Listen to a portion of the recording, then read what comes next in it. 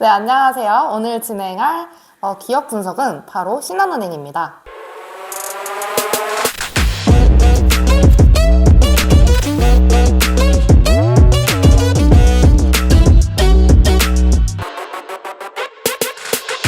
와우.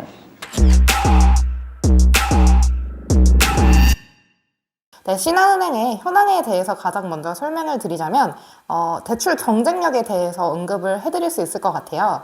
은행의 수익 구조는 그 누구나 잘 알듯이 예대 마진이라는 것이 은행의 수익 구조입니다. 대출 이자와 예금 이자를 뺀 차익이 바로 은행의 수익이 된다는 구조인 거죠. 그래서 은행이 실적이 좋기 위해서는 무조건 이 대출을 많이 파는 게 결국 핵심적인 경쟁력이 됩니다. 네, 그러나 지금 정부는 가계대출 취급액을 막고 있는 현황입니다. 그 이유는 대출 취급액이 지속적으로 증가했기 때문이에요. 밑에 나와 있는 자료는 2023년도 자료인데 2023년 4월부터 꾸준히 가계대출 잔액이 증가하고 있음을 볼 수 있습니다. 이 대출 취급액이 증가한다면 무엇이 문제일까라는 고민을 하자면 취급액이 증가하는 것은 결국 연체율이 증가하는 것과 더불어서 대출 상환보다는 대출을 받는 속도가 더 빨라진다는 것을 의미합니다. 네, 이렇게 될 경우 모든 사람들이 빚은 많아지지만 그 빚을 갚을 수 있는 능력이 없다는 것을 뜻하게 되는 거죠. 네, 실제로 이러한 흐름 속에서 우리나라의 GDP 대비 가계부채 비중은 약 105%로 나타났습니다. 이 105라는 숫자가 의미하는 것은 여러분이 1년 동안 열심히 일해서 번 연봉 모두를 빚을 갚는 데 쓰더라도 모두 빚을 갚지 못한다는 것을 의미합니다. 네, 이런 가계대출 비중이 증가함에 따라 은행은 새로운 수익처를 찾고 있는데요. 바로 기업금융이 은행의 새로운 수익처가 되었습니다. 네, 기업금융의 가장 큰 장점은 DSR 규제를 받지 않는다는 점에서 은행 입장에서는 상당히 기회적인 요인이 될 수 있다는 것인데요. 실제로 이러한 기업 대출에 대한 은행의 새로운 관심사가 생김에 따라서 이 기업 대출에 대한 각 은행들의 비율이 증가하고 있습니다. 네, 국민은행은 22년도 대비 23년도에 약 7%가 증가하였고요. 하나은행은 34%, 우리은행은 5.2%가 감소하였고 신한은행은 약 0.1%가 감소하였습니다. 이 하나은행이 역대급으로 가장 큰 기업대출 비중이 늘렸지만 저희가 현재 지원하는 은행은 신한은행이고 신한은행의 0.1% 감소라는 수치에 여러분들이 집중해야 할 것입니다. 그렇다면 신한은행은 왜 기업대출 취급액이 낮아졌을까라는 그 원인을 파악하자면 가장 먼저 이 대출 금리, 즉 가격 경쟁력이 좀 하락해서예요. 은행연합회 소비자 포털에 가면 여러분들이 시중은행들이 취급하는 대출 금리를 비교할 수 있는 기능이 있어요. 여기에서 시중은행의 기업대출 금리를 비교하자면 신한은행이 타 은행에 비해 압도적으로 높아요.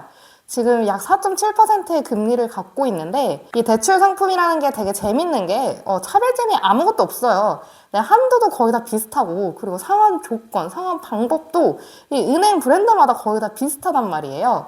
네, 결국 고객 입장에서는 대출 상품을 선택하는 기준은 가장 저렴한 금리를 주는 은행사인데 이 신한은행이 대출 상품에 대한 금리가 높아버리자 결국 고객들의 선택을 받지 못하는 상황이 연출된 거죠. 고객 입장에서는 신한은행의 대출 금리가 높아진 게 굉장히 큰 불만이고 결국 신한은행을 선택하지 않을 이유가 될 수 있습니다. 그렇지만 대출 금리가 높은 것은 신한은행 입장에서는 굉장히 전략적인 방안 중 하나가 될 수 있어요.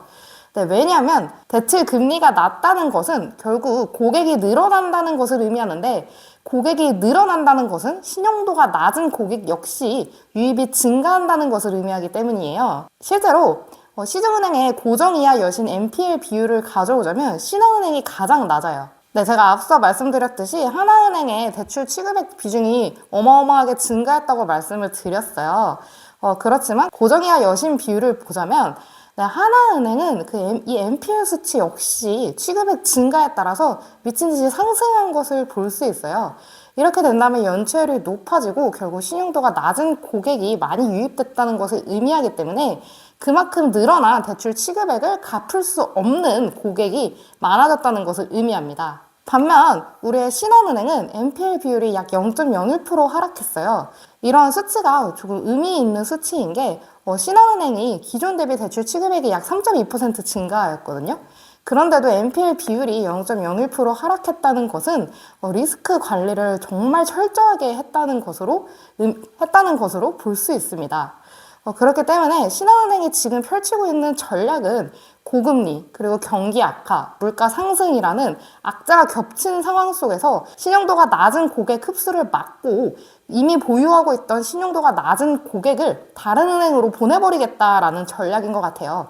즉, 신한은행은 리스크 관리에 초점을 맞춰서 지금의 악재를 해결해 나가고 있는 모습이었습니다. 더 많은 기업 분석의 원문과 자소서 문항풀이는 저희 457집 홈페이지에서 확인해 주시길 바라겠습니다.